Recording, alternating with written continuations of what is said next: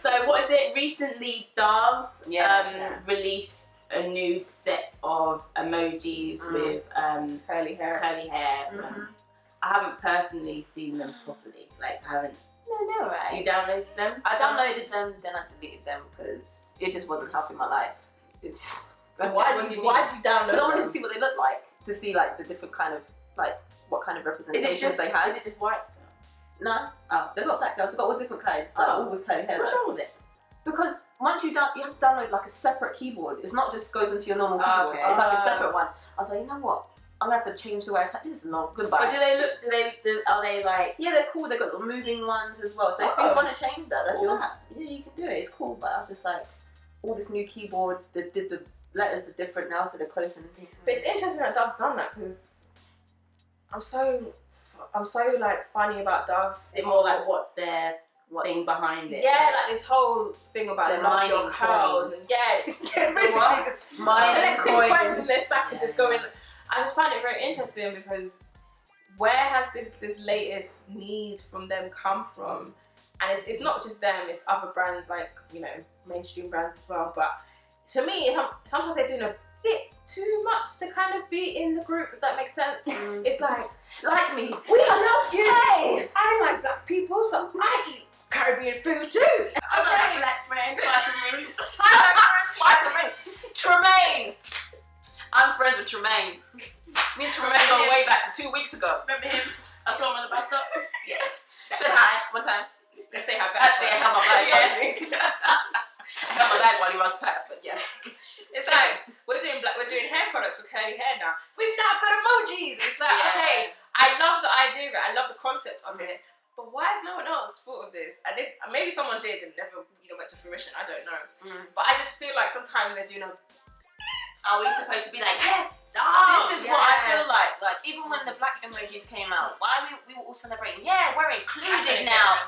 Woo! We are on the table. Why not get a black app creator? But there was somebody who did it. And I don't think people supported them. I think it was having a whole Kickstarter thing and they didn't support them or whatever it was. And it was like, that's a shame. I couldn't get them because it wasn't available on Android to support. But at the same time, I thought, why is nobody? And it's that whole thing against the support. Trying to be at the table of someone else. And then when someone else does it, it's like, oh my gosh, we're now part of the crew. And it's like, well, you could have been your own crew. If somebody else creates their own emojis now, like that look a bit more realistic with like head wraps and whatever, or locks, for instance. That's nice. Someone do that. We'll back your Kickstarter. Dove come along and be like, well, we did it first. Well, hello, Dove. There was other things going on before you got here, right? So that's what I feel like sometimes they do these things to say, well, we're down for the people, but also try to claim that it's about them and only them. Yeah. And I find it very annoying sometimes because it's like, you can be involved, you can join in, but it's not about you. I just feel that it's really not. I have an issue with Dove. End of sentence. Just because, like, I just feel like they're mining on the natural hair community, which stems from many black women, and I just feel that they're trying to make it about everyone. And I'm sorry, the natural hair scene is not about everyone. It's exclusively for black women because at this time, historically, black women have been the women put down for their hair. No one else had to go to interview, and still are. No one else had to go to interview and straighten their hair or hide it because it would come across as unprofessional, dirty, or whatever. And it's still going on, and then you're trying to take this struggle and the profits from it and make it everyone. No, sit down, buy pigeon, all right.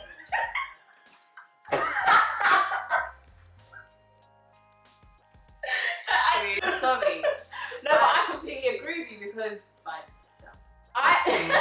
pigeon, dove, cockatoo, whatever it is, chicken, it's a dove. I completely understand and agree because before we created this space, nobody was interested in this space. No one to know. And now they're seeing coins and it's like, oh my gosh, there's money here. How can we get in? How can we be involved? And I'm like, you can be involved, but don't make it about you because it's not about you. You can support from the outside in. You don't have to be inside and the outside and on top and the bottom. You're doing a bit too much. Yeah. I don't need to. No, it's true. Because you feel like you've got a slight pink or wave to your hair now, you want to be a part of the group. I'm not saying no as a group. Oh, hell no! But it's true, and that's a really westernized way of thinking. Oh, let me come and be at the forefront forefront. No, you can't be at the forefront. You weren't part of the crew. Just sit on the outside and learn. I just admit how great we are, because everything that we do gets taken and copied, and it's like, you know, this is what we're about. Come on, like, how, like, we could have 50 black women in this room and every woman have a different hairstyle.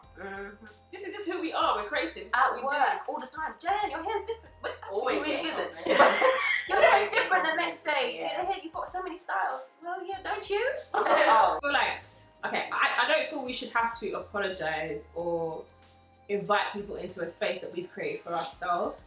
And what annoys me even more is that the minute we start celebrating ourselves, people are like, oh, but what about us? Well, we were like that before, and you were interested. You told us to go make our own. We made our own, and now you want to be included. It's annoying. And I don't think people understand how much of a mind trip it can be of you wanting to be included in something. You get fed up, and you're like, I'm going to make my own. You make your own, and then they come back and say, I want to be a part of it too. Exactly.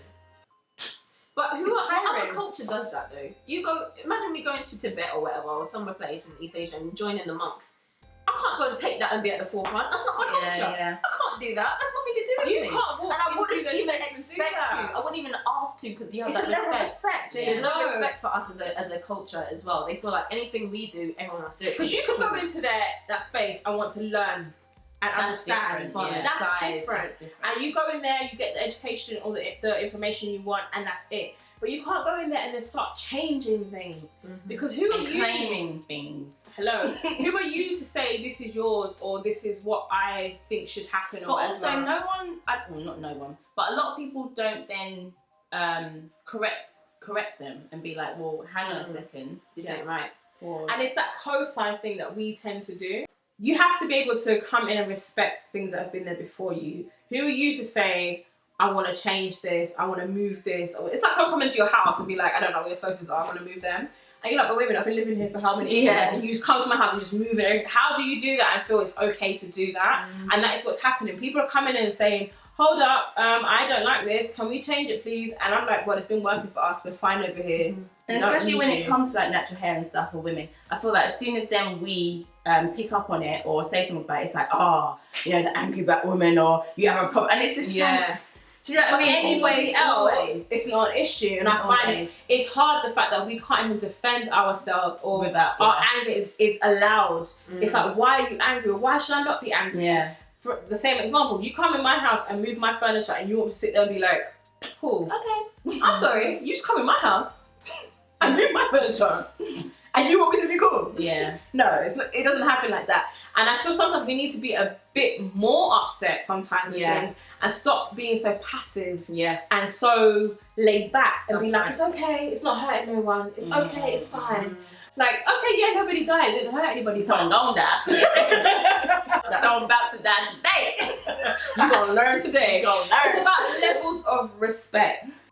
Oh, everybody can come and be our friend. It's annoying. It's so annoying. So annoying. Like with these shootings in America, and it's the next day. I forgive him. I'm sorry. I don't even feel that. I feel that's not even real. I'm sorry. I feel like what black mother is like that? Like, if there are black mothers out there, I want to meet them, because boy, you need to be sticking up for your child a bit more. You can't be like, I forgive him. He's fine. I don't. No. It's just amazing how people do that. They're worried about, obviously this topic's now moved on, but they're worried about how then they're being perceived if they were to be angry or But that's another control mechanism that's been placed on us as black people. We're always worried about the reaction to our reaction. Yes. And that's the problem that I have, because if somebody was to kill one of my family members, I'm allowed to be upset and angry because somebody has been murdered or killed. I'm not angry for no reason. There's a reason why I'm upset. I'm not just going out there making up noise for no reason. Like the whole things with the Ferguson riots, there's a reason why that happened. People didn't just wake up one day and say, let's go march for the sake of marching. There's a reason why people are doing what they're doing. And I think people are never looking at the reason why. They're too concerned with the damage that's being caused or the noise that's being made. I was the same with the Tottenham ones as well. Yeah. Nobody's even looking at the fact that families still fighting for the death of their loved one is crazy to me. But you need to understand there's a reason why people are the way they are. I always say everyone's perception is based off of their reality. And I think that's annoying when you have people say, well, you're too angry, too aggressive. I'm allowed to be angry and aggressive if I'm seeing my people being shot and murdered for no reason. I feel that as well in like Western society we have this kind of isolation bit, so if it's not happening to you, but what they don't understand about the black community, we're really close as a community regardless if we know each other. It's a spiritual thing. Every time Tree and I see stuff like that, it's like we always say our soul's crying. Yes. You can't, it's a feeling that you have inside and you can't describe it, but it's just horrible to see your people going through that yet again. Yeah, for no reason. Like how long do you have to go through this? When the justification, like in specific, with the schoolgirl in the classroom, and people start justifying about the whole backstory. Oh, well, she had I don't care why. I don't even care what happened. Like, for ages, I didn't even know the story of like why it happened, and I don't care why it happened. Surely people know between right and wrong, and that's wrong. And you get taught as a child. You know what I'm saying? Like, how can you then be like, oh yeah, but what happened? Like, no, like it's wrong. Do you know what I mean? That annoyed the hell out of me. And recently, I saw a video of a white student mashing up her teacher, like laying into him like that. Yeah, where's the police officer? Don't worry, I'll wait. There was none. And I have to laugh because it's once again that whole thing of, you're not allowed to be upset. There's a reason why that happened. There's a reason why she deserved it. Yeah. That was a child being abused by a grown man. Oh look, where are the feminists? Feminists, put your hand up. Because when it comes to a young black girl, where are you at? When it comes to black women in general, where are they at? Look at that man right now in trial he's an ex-cop who raped 13 black women, and the whole jury is predominantly male and they're all white. This is the same thing back in the day. But where's the feminists? Yeah, I was just it's not it's the same thing. Sounds like history repeating itself. It is, and it's upsetting because it's disgusting. There's when it's time for us to want to fight for our own people. Oh yeah, but what about us? The moment you're fighting for your own people and we're saying what about us, it's like everybody won't be black until it's time to be black. Oh hello. Kind of say sometimes your black and my black look the same, because there are black people out here who do not support the black cause, and I can't assume it's because you got natural hair or you wear a head wrap that you're down for the cause, because you're not. It's true. Not everybody that has a fro and a head wrap is pro-black. No, it's true. Yeah. Please believe. Yeah. There's people out here faking it or doing it for fashion. Yeah. Please believe. True. You know, they want to be Erica Badu one day and then be someone else tomorrow. It's happening and it's annoying. Because they'll come sit with you, be like, oh, how do you do that hair? Erica Badu today, tomorrow Don Lemon tomorrow. Hello. No, Raven Simone tomorrow. Raven Simone. I'm from every continent. She's from every continent. Except one. Still can't find it. Except one. I'm dark white.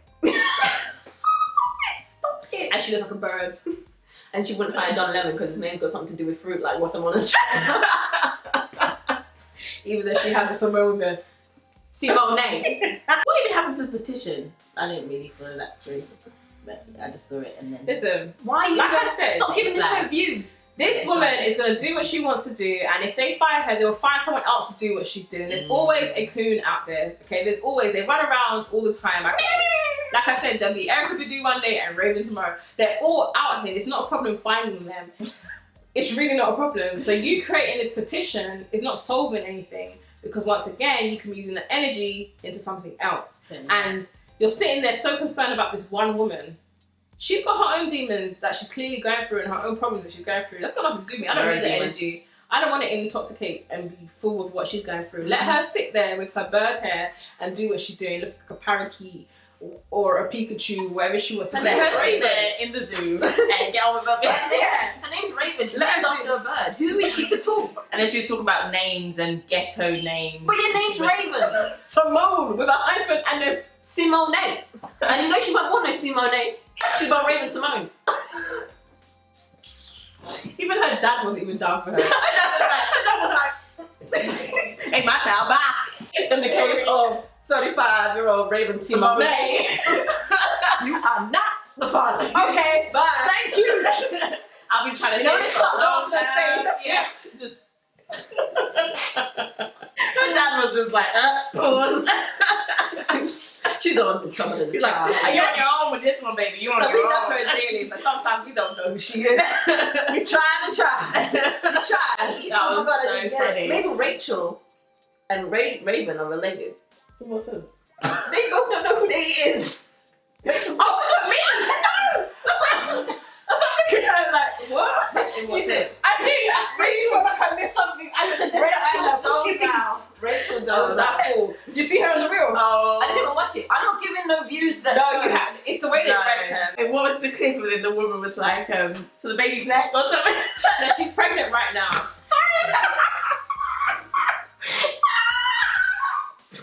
And her face was like, she's pregnant, and Jeannie Mai said, "Congratulations on the fact you're pregnant. You know you're expecting." And then Lolly was like, "It's gonna be black." of course it is. And her face was like this. Not amused, but we weren't amused. Yeah, exactly. We found out you ain't black. So I feel like I was free When we seat. found out it was a wig. Taking the mic. Oh Free god. seat. And she had the cheek to say that. But you got box braids. You think fix it down somewhere. Well, one question though, one real question. Why have they got her on the show? Yet again, giving her For attention. me, it was just ratings, and I think she's obviously trying to come out here, still trying to speak her truth, which she's obviously not doing. And it's irritating me the fact that she still feels like it's okay what she's doing. No matter what people have said to her, tweeted her, whatever, she still feels like she's gonna do what she wants to do. And I do respect her in the sense of standing in her truth. I completely respect that. But at the same time, if I'm telling you something's wrong and she's telling you something's wrong and you're saying, and you don't want to hear what we have to say, and you think it's okay to do what you're doing, there's a problem, there's a mental problem there, because she really doesn't see anything wrong. And when people are asking her questions, she can't answer them. But it's not her truth. It's not her truth. She's confused. It's not her truth. Like, whatever truth she's speaking, it ain't her truth. It's a black woman down the road with a baby. Cool. That's her truth. But It's even not that's what your Tamar said to her, because she said, "Oh, I can identify," and Tamar says, How? "You feel like How, you can Sway? identify." Yeah, how does that work? She goes, "I live the reality of a black woman every single day." And then she had the cheek to say, "Is there one version of being a black woman?" Anyway, hey guys. No. Say bye. Goodbye. Thanks guys for watching this video, episode 4 of Hearsay with our good friend Rachy! Woo! And we'll put all Rachy's details where you can follow her. Check out her channel. Yes. Make sure you subscribe to their channel. These two ladies are amazing. I love what they do. They're always supporting the cause and the movement. So make sure you click that button up there. Keep it going. Keep it moving. Share this video on all the platforms that you share them on. And yeah, we want to hear your comments. Join the conversation. Tweet me if you have something to say. I want to hear it. Yeah. Great. Thank you very much. Ciao. Peace. Thank you, Rachy. Okay, done, innit? Somebody come and look at this.